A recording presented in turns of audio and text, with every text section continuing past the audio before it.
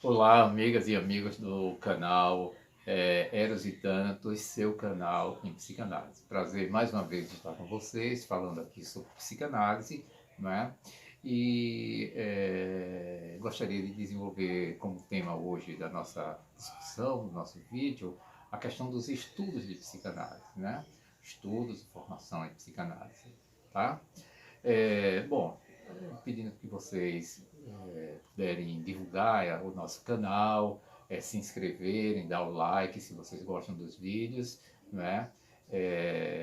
Informar as pessoas desse nosso trabalho seria bastante interessante. Então, agradeço desde já a colaboração de vocês.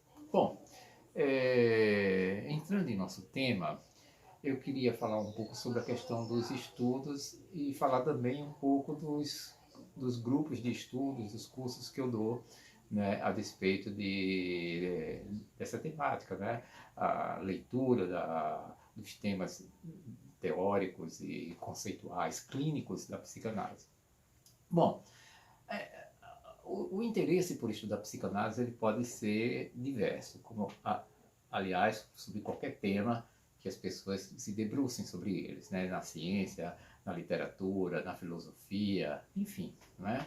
Na história, enfim.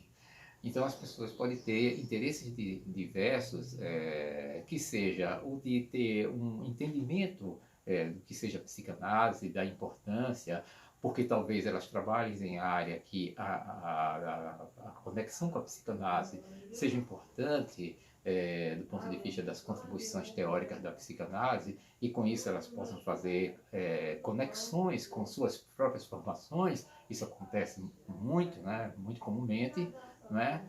Como também em relação à questão da formação. No sentido da formação propriamente dito, eu diria a vocês que é muito importante para as pessoas que estão interessadas em fazer formação psicanalítica que elas possam tanto se engajar em grupos de estudo, né, como também ingressar numa instituição psicanalítica, numa sociedade psicanalítica, numa associação psicanalítica, enfim, nos centros psicanalíticos, né, porque a formação de psicanálise ela tem uma característica muito particular. Ela não se dá propriamente na universidade. Na universidade você pode formar pesquisadores através dos programas de pós-graduação, existem vários, especialização, mestrado, doutorado e pós-doutorado, existem vários ligados à psicanálise, que incorporam a temática da psicanálise. Eu mesmo tenho um mestrado em psicologia clínica, com área de pesquisa em psicopatologia fundamental e psicanálise pela Universidade Católica de Pernambuco, não é? Então você tem uma área de pesquisa. Então nas universidades, né, você vai fazer não a formação propriamente do psicanalista, né? Mas você vai fazer estudos, um aprendizado da psicanálise. Esses elementos, evidentemente, se agregam à sua formação do psicanalista, para quem se interessa pela psicanálise. Afinal de contas, muitos psicanalistas em formação, ou psicanalistas já com uma carreira aí consolidada, fazem programas de pós-graduação, não é? Mas o que a universidade vai fazer fundamentalmente é a pesquisa, fazer com que você se torne um pesquisador nessa área, não é? Mas o psicanalista propriamente dito, ele tem uma trajetória que é muito particular, né? E essa é vinculada às instituições psicanalíticas. E por que isso? Porque a formação da psicanálise, ela enseja algumas características que são diferentes, por exemplo, da formação acadêmica. A formação psicanalista ela está assentada num tripé que é a parte teórica, o estudo teórico, não é?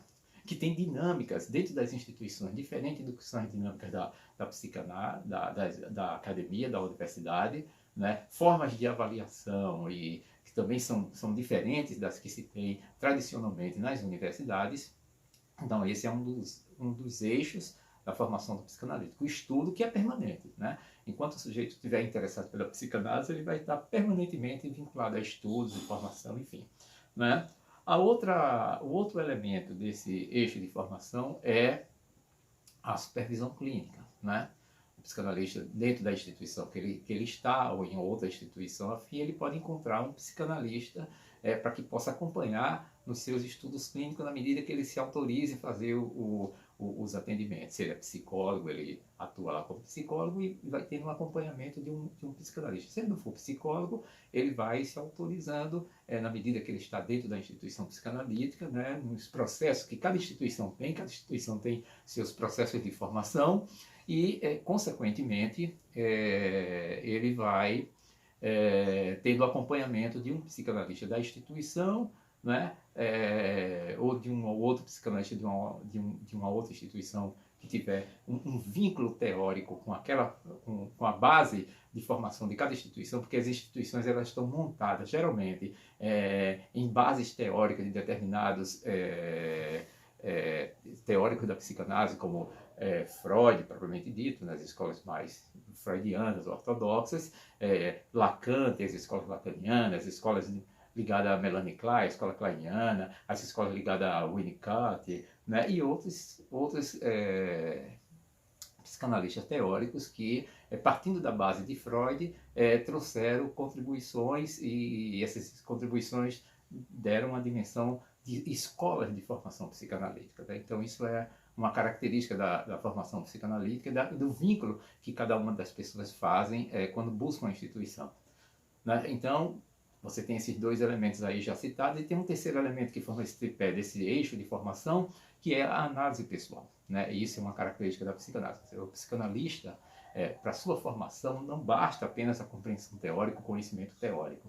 Ele precisa também colocar em questão o seu desejo, e o seu desejo de formação, o seu desejo de psicanalista, né? de fazer essa formação psicanalista, né? o que é que ele quer fazer com ele, o que é que ele implica, isso implica para ele, o que é que ele quer, como é que ele quer se implicar na sua formação, no seu prosseguimento nessa área, em torno dessas questões que são muito delicadas e fundamentais para que você possa se autorizar e ser autorizado dentro do contexto da formação psicanalítica.